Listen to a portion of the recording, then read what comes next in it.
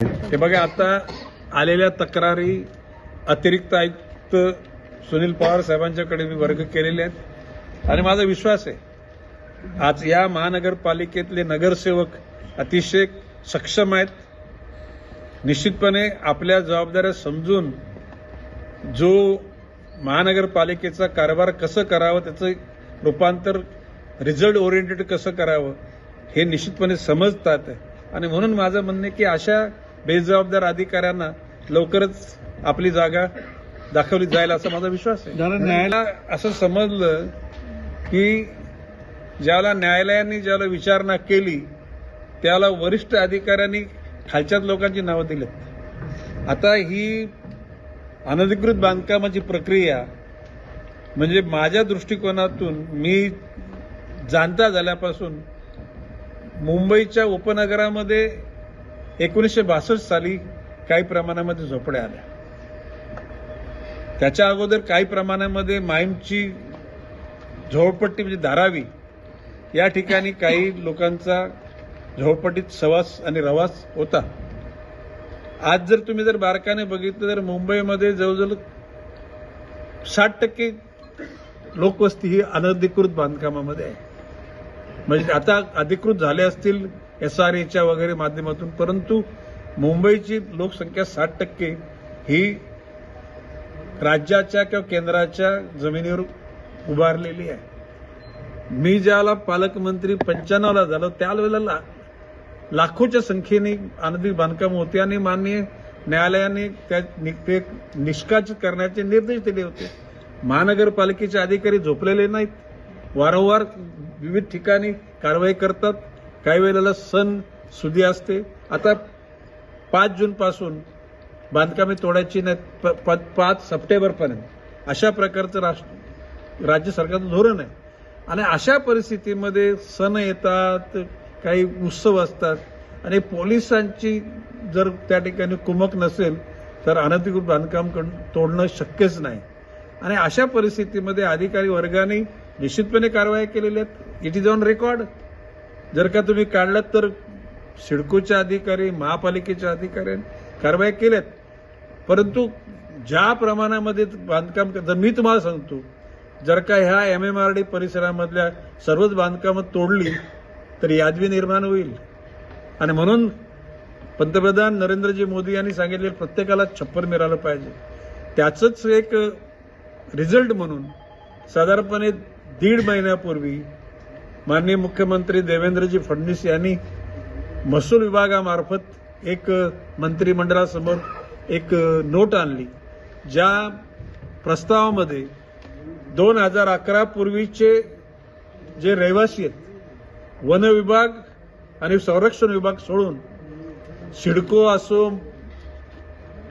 महापालिका असो किंवा MIDC असो, या सर्व जमिनीवरची राहती घरं शून्यापासून 500 स्क्वेअर फुटापर्यंत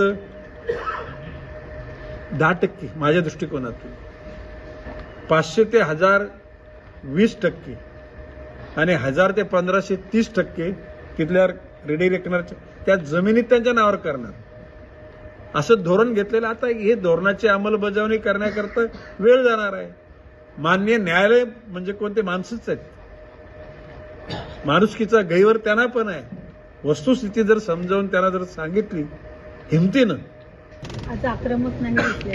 आज दादा शांत आले. नाही आक्रमक नाही. बघा, प्रश्न असा आहे की ज्याला काही अधिकारी आपली कर्तव्य भावना पार पाडत नाहीत आणि जनसामान्यांच्या जीवनाची दिशा बदलते, अशा ठिकाणी थोडं क्रोधाने म्हणजे ठरवून नाही, ते आपोआपच बोललं जातं. परंतु आज अशी काही परिस्थिती नव्हती.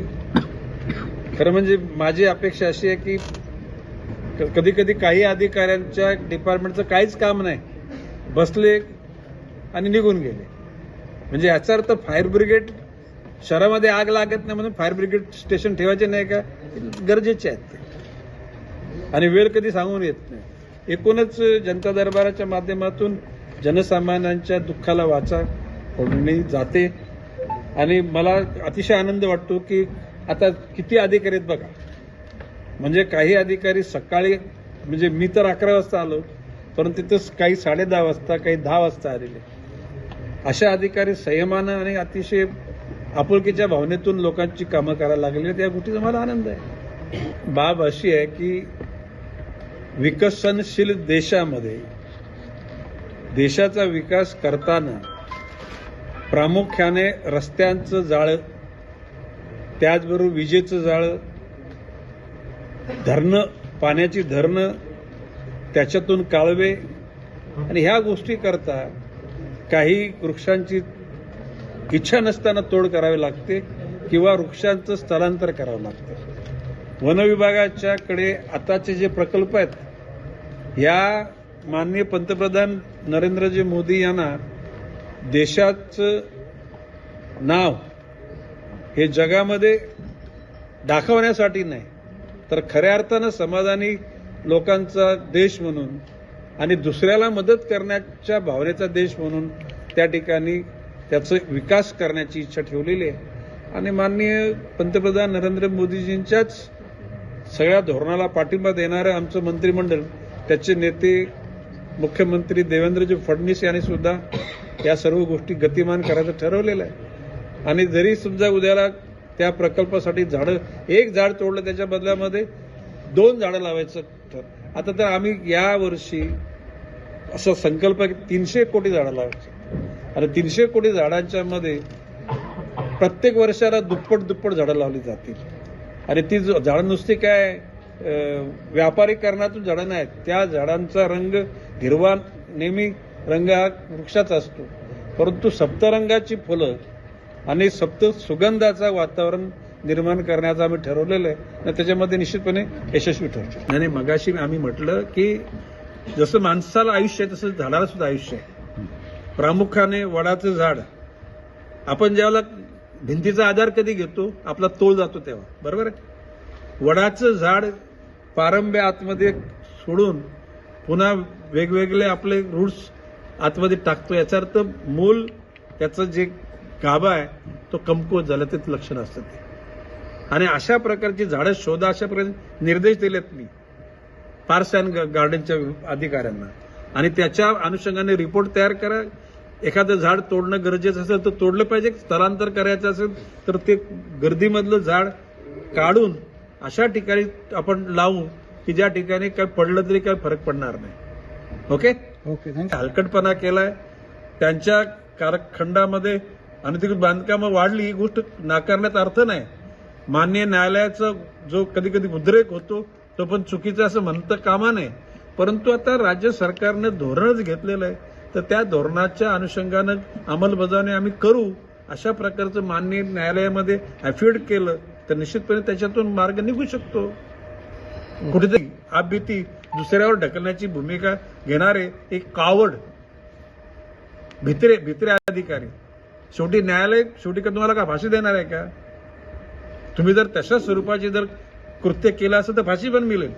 परंतु एकूणच MMRDA परिसरामध्ये लाखोच्या घरात अनधिकृत बांधकाम आहेत. निश्चितपणे त्याला मार्ग काढण्याचा पंतप्रधान आवास योजनेच्या माध्यमातून आणि मी मगाशी म्हटल्याप्रमाणे महसूल विभागाने तशा प्रकारची मंत्रिमंडळासमोर नोट आणली, मंत्रिमंडळाने त्याला संमती दिली आणि तशी कारवाई सुरू झालेली आहे. पण आता माझा काय बिझनेस नाही त्याच्यामध्ये, मी काय त्या निर्देश देण्याचा खात्याचा मंत्री नाही.